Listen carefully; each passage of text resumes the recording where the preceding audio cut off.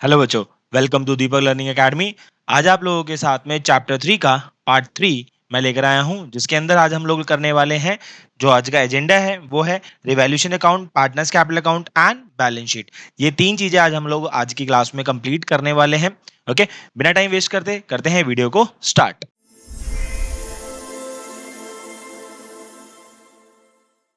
Now सबसे पहले revaluation account होता क्या है? तो रिवैल्यूएशन अकाउंट की अगर मैं बात करूं तो it means revaluation of assets and liability.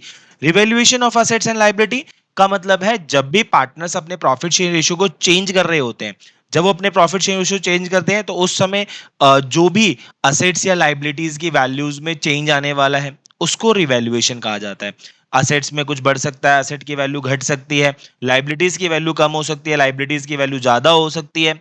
वो सब चीजें रिवैल्यूएशन कहलाती है। यहाँ पर सर यहाँ पर क्यों किया जाता है ये चीज? रिवैल्यूएशन इसलिए किया जाता है when the profit share ratio change and the gain और loss arising from its transfer to the credit और debit side of partners capital और current account in their old profit sharing ratio.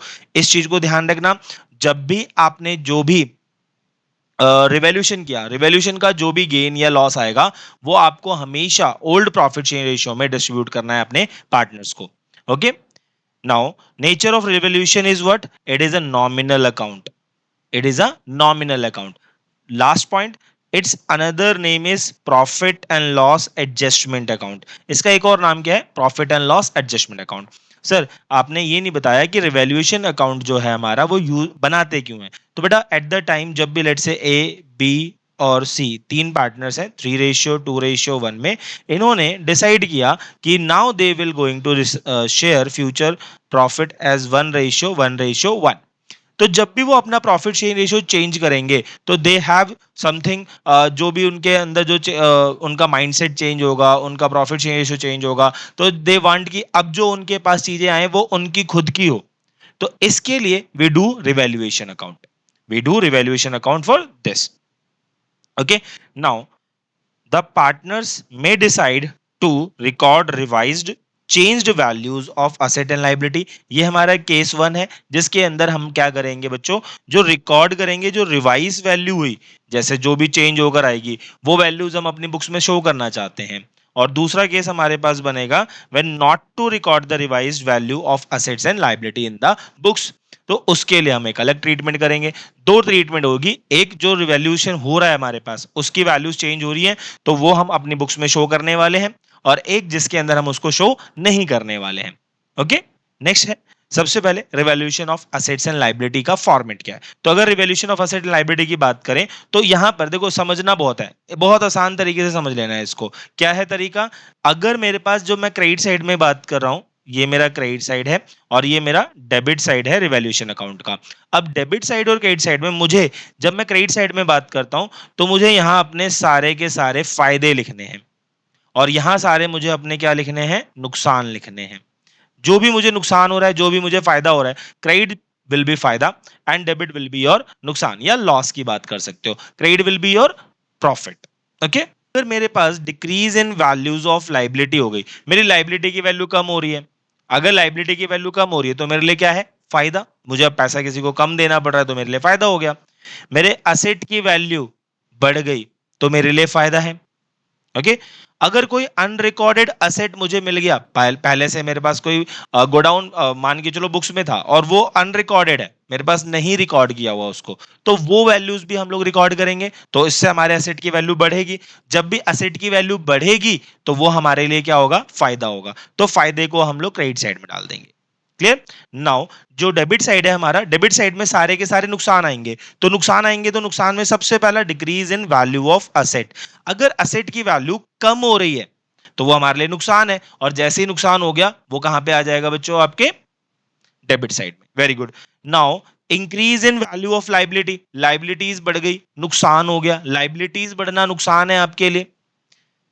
Unrecorded liability, कुछ ऐसी liability थी जो पहले से record नहीं थी बुक्स के अंदर, वो अब आपको रिकॉर्ड करनी पड़ रही है। तो जब आप रिकॉर्ड करना पड़ रहा है तो उसका मतलब आपकी लाइबिलिटी बढ़ गई, नुकसान हो गया। नुकसान हो गया तो आप उसे क्या कर दोगे? डेबिट साइड में डाल दोगे। क्लियर? अब इधर की साइड का टोटल करेंगे, इधर की साइड का टोटल करेंगे, जिधर भी साइड आपको ज्यादा दिखेगा, अगर लेट से इधर की साइड का टोटल, जो क्रेडिट साइड का टोटल ज्यादा आ गया, क्रेडिट साइड का टोटल ज्यादा आ गया और डेबिट साइड का टोटल कम आ रहा है, तो वी हैव अ गेन। तो यहाँ पे मैंने एक स्टार लगाया है, स्टार का मतलब हो सकता है कि भाई गेन हो जाए, लॉस हो जाए। अगर आपका क्रेडिट साइड का टोटल ज्यादा आ जाए और डेबिट साइड का टोटल कम आ जाए तो आपको गेन होगा, और उसी समय अगर डेबिट साइड का टोटल ज्यादा आ जाए और क्रेडिट साइड का टोटल कम आ जाए तो उस समय आपको लॉस ऑन रिवैल्यूएशन होगा। क्या ये बात समझ में आ रही है आप सभी को? Very good. तो इसके ऊपर हम लोगों ने पूरा का पूरा फॉर्मेट सिंपल से समझना है कि भाई अगर कोई भी तरीके से आपको फायदा हो रहा है क्रेडिट साइड में आ जाना, कोई भी तरीके का नुकसान हो रहा है डेबिट साइड में आ जाना। सिंपल। नाउ इसके ऊपर जर्नल एंट्रीज हम लोगों को क्वेश्चन के अंदर बनाने के लिए बनेगी कि जर्नल एंट्रीज कैसे बनाएंगे। तो जर्नल एंट्रीज बेटा यहां पर सिंपल आपके सामने देखो, जर्नल एंट्रीज में सबसे पहले मैं ये डेबिट साइड वाला सारा उठा रहा हूं। तो डेबिट साइड वाले में हम लोग क्या करेंगे, डेबिट साइड वाला पार्ट में जो भी रिवैल्यूएशन अकाउंट है, तो revaluation account debit, revaluation account debit to decrease in value of asset, decrease in value of asset, तो वो आपका आ जाएगा यहां पर। To increase in value of liability, और अगर कोई अनरिकॉर्डेड लाइबिलिटी है वो आ जाएगा यहां पर। बात समझ में आ गई? तो ये हमारे पास पहला केस हो जाएगा जब भी आपको नुकसान होगा, ओके, डेबिट साइड में। दूसरी एंट्री हमारी क्रेडिट साइड से आएगी जब भी आपको फायदा हो रहा होगा। फायदा कब कब हो सकता है? जब लाइबिलिटीज की वैल्यू कम हो जाए, असेट की वैल्यू बढ़ जाए, या कोई अनरिकॉर्डेड असेट आ जाए, तो ये सारी चीजें क्रेडिट हो जाएंगी हमारी। तो decrease in value of liability debit, increase increase in value of asset debit, unrecorded asset debit to revaluation account.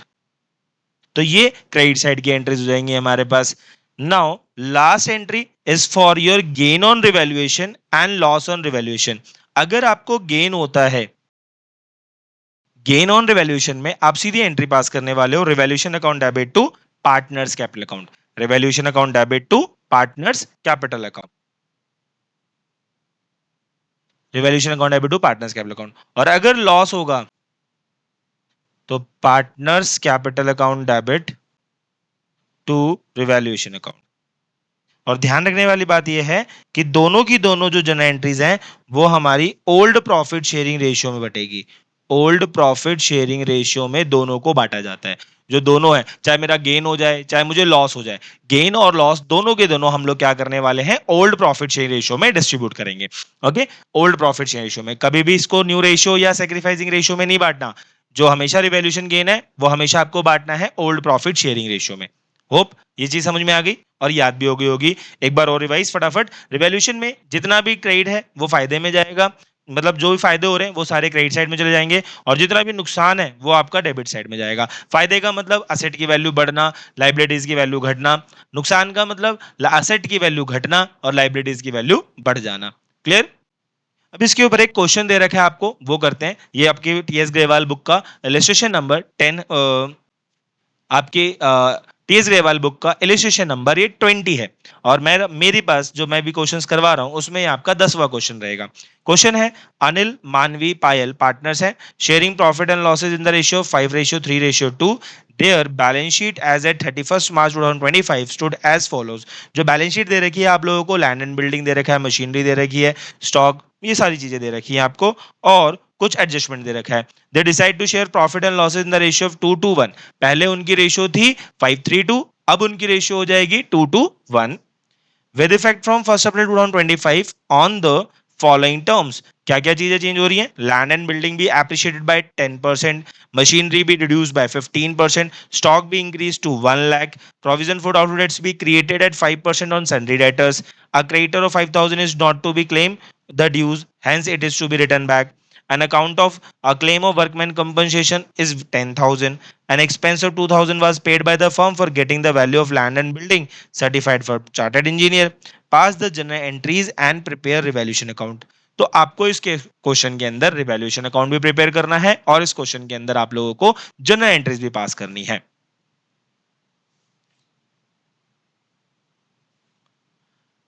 तो पहला काम हम लोग कर रहे हैं इस क्वेश्चन के अंदर रिवैल्यूएशन अकाउंट प्रिपेयर करने का।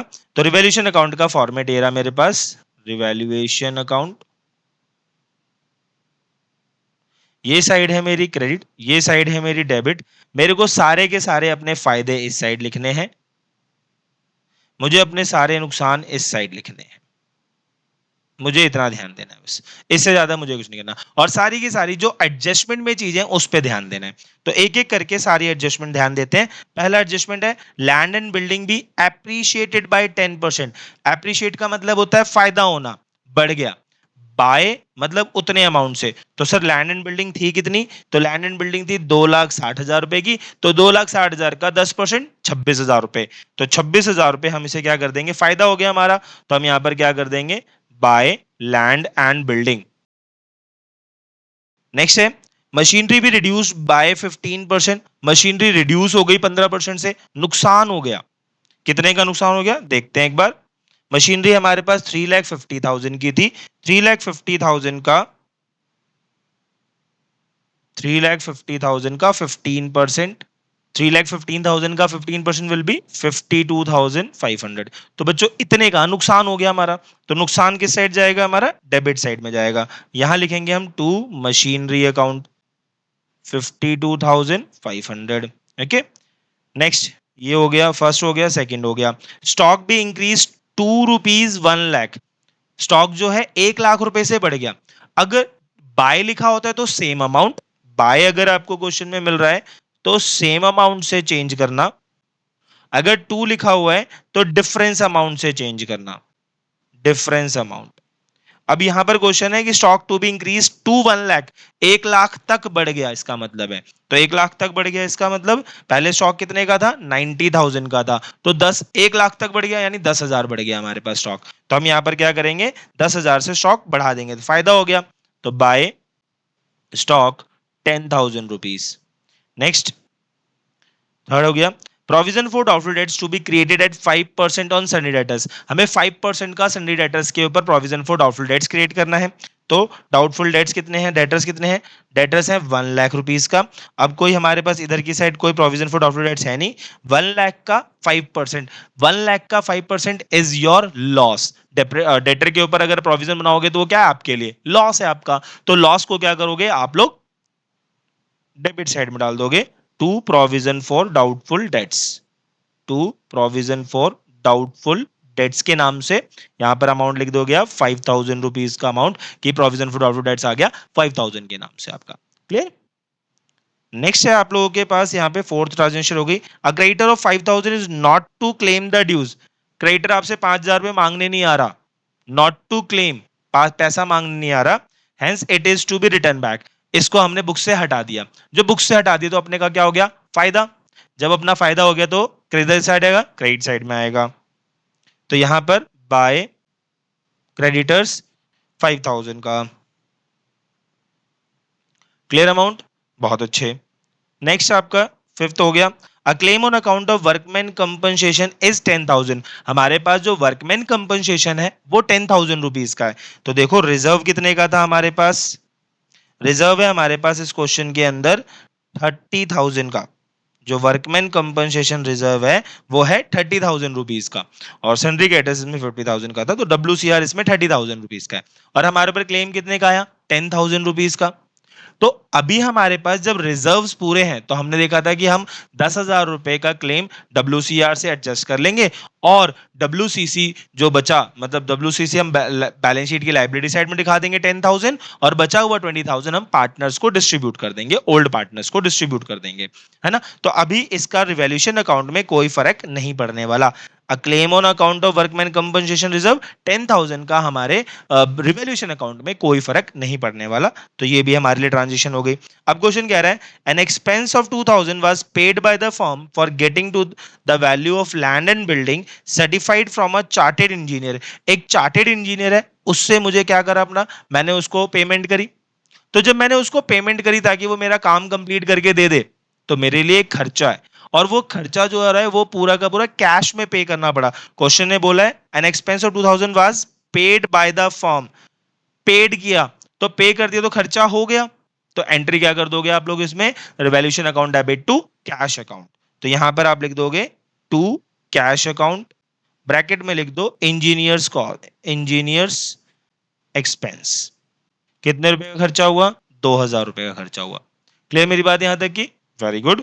नेक्स्ट जो चीज है हमारे पास यहाँ पर क्या कह रहा है, पास द जनरल एंट्रीज। तो हमारे यहाँ पर रिवैल्यूएशन अकाउंट क्या हो गया, पूरा का पूरा प्रिपेयर हो गया।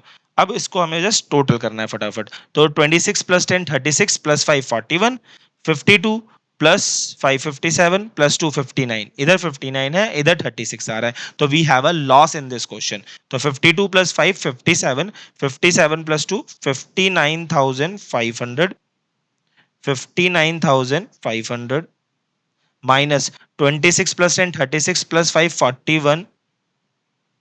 So we have 500 here. 9 minus 1 is 8. 5 minus 4 is 1. 18,500 का we have a loss. 18,500 का we have a loss. बात समझ में आ गई यहां तक की?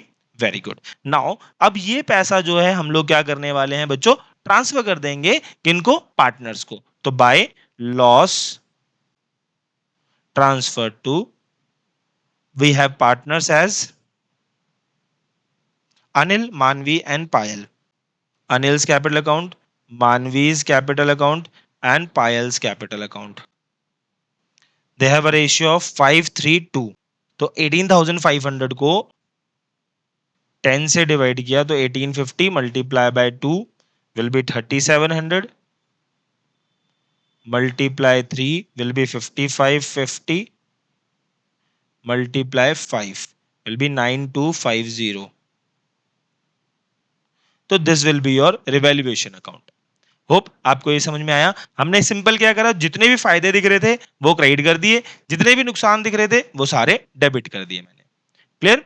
अब इसी के बेसिस पे आप अपनी जनरल एंट्री सारी की सारी बना सकते हो, सारी की सारी जनरल एंट्रीज इसी पे बन जाएगी आपकी। ओके ना, जनरल एंट्रीज के ऊपर काम करते हैं। पहले पहला काम तो मैं यहाँ पे वही जो हमने रिवैल्यूएशन अकाउंट में बनाया वो सारी चीजें उठा लेते हैं यहाँ से। तो सबसे पहले अपने को क्या हुआ बेटा, यहाँ पर लैंड एंड बिल्डिंग फायदा हुआ था, स्टॉक का फायदा हुआ और क्रेडिटर्स का फायदा हुआ। ये तीनों चीजें मैं क्या करूंगा, यहाँ पर डेबिट कर दूंगा टू रिवैल्यूएशन अकाउंट।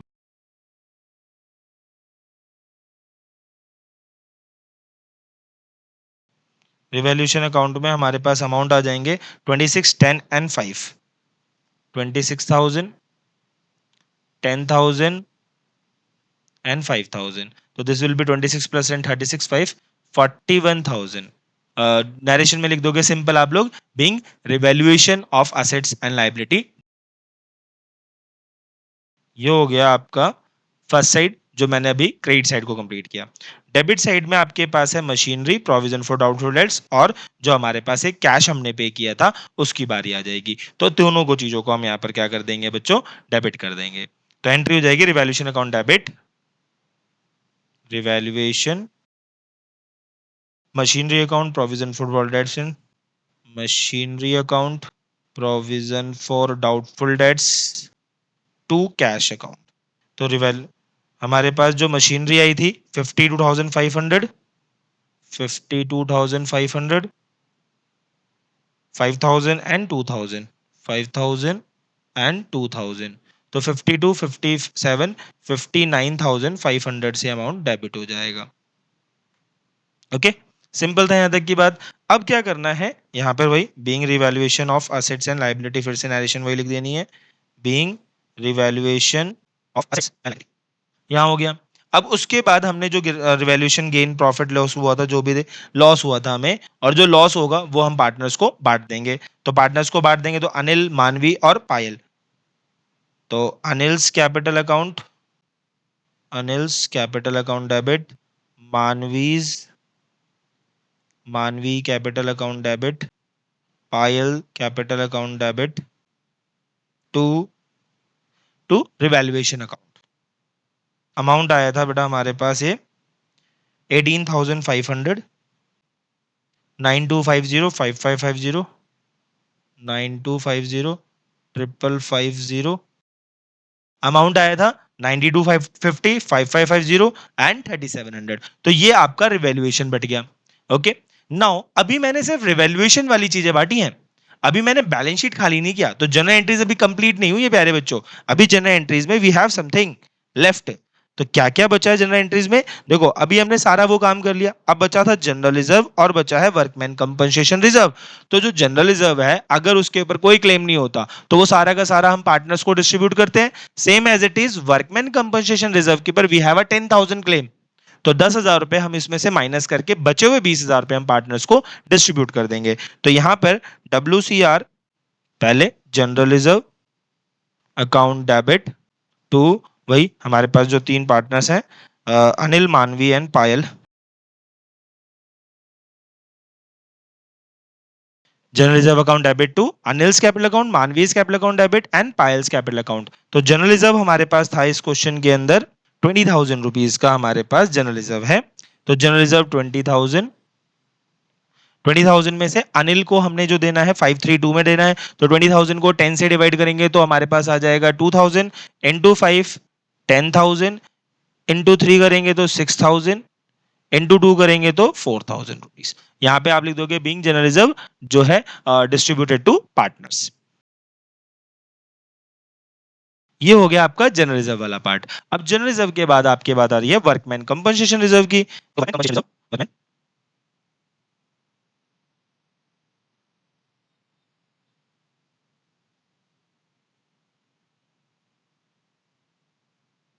और वी हैव अ क्लेम, तो हम उसे क्लेम का अमाउंट भी दिखा देते हैं। तो workman compensation claim of 10,000, workman compensation claim of 10,000। तो जनरल एंट्रीज में सिंपल क्या करना था, WCR हमारा 30,000 का था, वर्कमैन कंपनसेशन क्लेम आया 10,000 का, तो हमने वर्कमैन कंपनसेशन क्लेम दिखा दिया 10,000 का।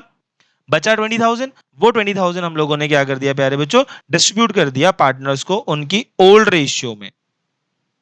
यहां पर मैंने जनरल रिजर्व को भी ओल्ड रेशियो में ही डिस्ट्रीब्यूट किया था। ओके, बात समझ में आ गई मेरे ख्याल से। चलिए नेक्स्ट टॉपिक है हमारे पास इसके अंदर बच्चों, not to record revised value of assets and liabilities. हम जब अपनी असेट्स और लाइबिलिटीज में जो भी चेंजेस आए होते हैं उसे अपनी बुक्स में शो नहीं करेंगे। जब बुक्स में शो नहीं करना तो इसका क्या क्या मतलब होता है, ये अलग अलग थोड़ी सी चीजें आती हैं। जैसे क्वेश्चन में लिख के क्या आएगा, old values continue in balance sheet, जो पुरानी वैल्यूज थी वही चलेंगी फिर से अभी भी नई बैलेंस शीट के अंदर। दूसरा आएगा new Altered values not shown, जो न्यू बैलेंस शीट में न्यू वैल्यूज आनी चाहिए ना, वो कह देगा साफ साफ कि न्यू बैलेंस शीट में न्यू वैल्यू वो नहीं डालना, अल्टर्ड वैल्यूज को हमें इस क्वेश्चन के अंदर नहीं करना यूज। ओनली गेन और loss adjusted in partners capital, जो भी फायदा हुआ है या जो भी नुकसान हुआ है सिर्फ उसी को हम लोग क्या करेंगे अपनी बुक्स में शो करेंगे। Figures in balance sheet remains unchanged, ये सारे केसेस बन सकते हैं जब हमारे पास we have not to record the value, जो भी रिवैल्यूड चीजें हुई हैं उसे हमें बुक्स में रिकॉर्ड नहीं करने का। जब रिकॉर्ड नहीं करने का तो ये चीजें आपको दिखने वाली हैं। ओके, अब यहां पर जब ये चीजें दिखेंगी, जब ये चीजें दिखेंगी तो वी हैव, हमें करना क्या है इसके अंदर, तो सबसे पहले जो भी आपके पास गेन आया या लॉस आएगा, देखो नेट इफेक्ट करोगे, देखो जो दो चीजें होंगी, या तो आपको रिवैल्यूएशन गेन होगा या तो आपको रिवैल्यूएशन लॉस होगा। ऑब्वियस सी बात है, दो ही चीजें होने वाली हैं, एक गेन या तो लॉस। अगर गेन हो रहा है तो हम अपनी हमेशा वाली एंट्री, सदाबहार एंट्री, एडजस्टमेंट, इसी का मतलब होता है pass and adjustment entry, pass and adjustment entry. जब आप सिंपल एक एंट्री पास करके सारा का सारा इफेक्ट दिखा रहे हो तो ये इसी वाले केस में होता है। तो जब हम लोगों को रिवैल्यूएशन गेन आया, अब रिवैल्यूएशन गेन दिखाना तो है नहीं वहां पे, तो हमें क्या करना पड़ेगा, इसको एक एंट्री में पास करके दिखाना है। तो एक एंट्री पास करने के लिए जब भी मैंने बोला है तो उसका मतलब होता है सदाबहार एंट्री। और सदाबहार एंट्री का मतलब क्या है यहां पर हमारे पास प्यारे बच्चों, gaining partner debit to sacrificing partners capital account.